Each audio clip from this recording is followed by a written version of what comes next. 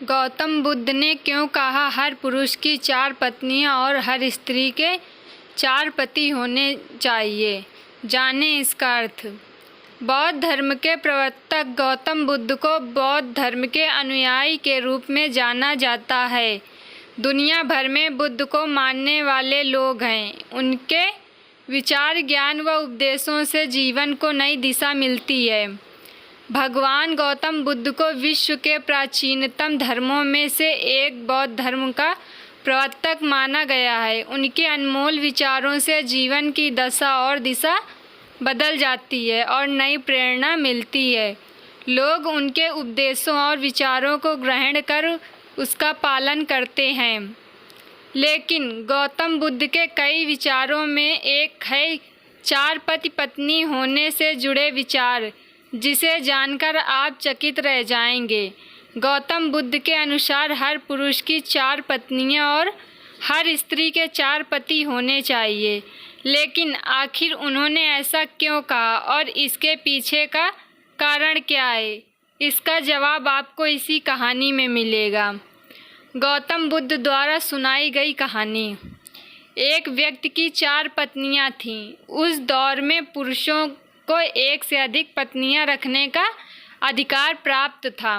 व्यक्ति का जीवन अपनी पत्नियों के साथ अच्छा चल रहा था, लेकिन कुछ समय बाद व्यक्ति शारीरिक परेशानियों से घिर गया और काफ़ी बीमार पड़ गया।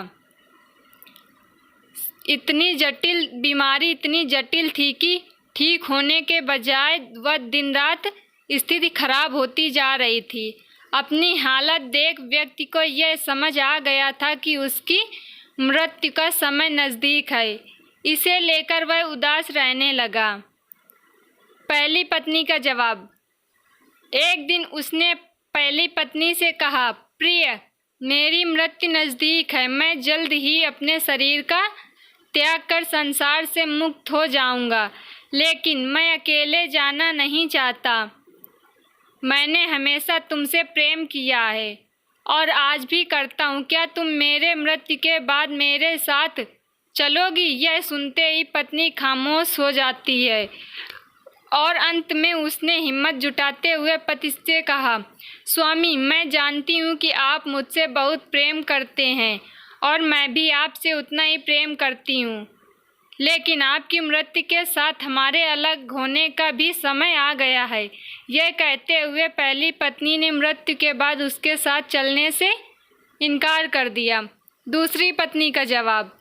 इसके बाद व्यक्ति अपनी दूसरी पत्नी के पास जाकर उससे भी यही प्रश्न पूछता है और कहता है, क्या तुम मृत्यु के बाद मेरे साथ चलोगी? जवाब में दूसरी पत्नी कहती है, जब आपकी पहली पत्नी ने ही आपके साथ जाने से इनकार कर दिया तो मैं आपके साथ कैसे जा सकती हूँ? यह कहते हुए वह भी उसके पास से चली गई। फिर तीसरी पत्नी का जवाब। व्यक्ति के मौत अब बेहद करीब रहती है और वह मृत्यु के बाद अकेले होने के कारण उदास मन से तीसरी पत्नी को बुलाकर भी यही प्रश्न करता है। तीसरी पत्नी भी मृत्यु के बाद उसके जाने से इनकार कर देती है। फिर चौथी पत्नी का जवाब। मृत्यु को अपने करीब पाकर अब व्यक्ति की सारी उम्मीदें खत्म हो चुकी थी और अंत में वह अपनी चौथी पत्नी को बुलाता है और हिम्मत जुटाकर वही प्रश्न पूछता है जो उसने अपनी 3 पत्नियों से पूछे थे। व्यक्ति कहता है, मैं मरने के बाद जहाँ भी जाऊँगा, क्या तुम भी मेरे साथ वहाँ चलोगी? तब चौथी पत्नी कहती है, स्वामी, मैं आपके साथ ज़रूर चलूँगी। आप जहाँ भी जाएंगे मैं भी आपके साथ चलूँगी और आपका साथ दूँगी, क्योंकि मैं खुद भी आपसे दूर नहीं रह सकती।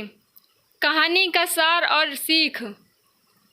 कहानी को सुनाते हुए गौतम बुद्ध अंत में कहते हैं, हर पुरुष और महिला के पास 4 पत्नियां और 4 पति जरूर होने चाहिए। यह इसलिए क्योंकि उसे भी चौथी बार में हाँ सुनने को मिले। हालांकि कहानी में बताए गए 4 पति और पत्नी का तात्पर्य यहाँ गौतम बुद्ध ने जीवन के पहलू को बताया है।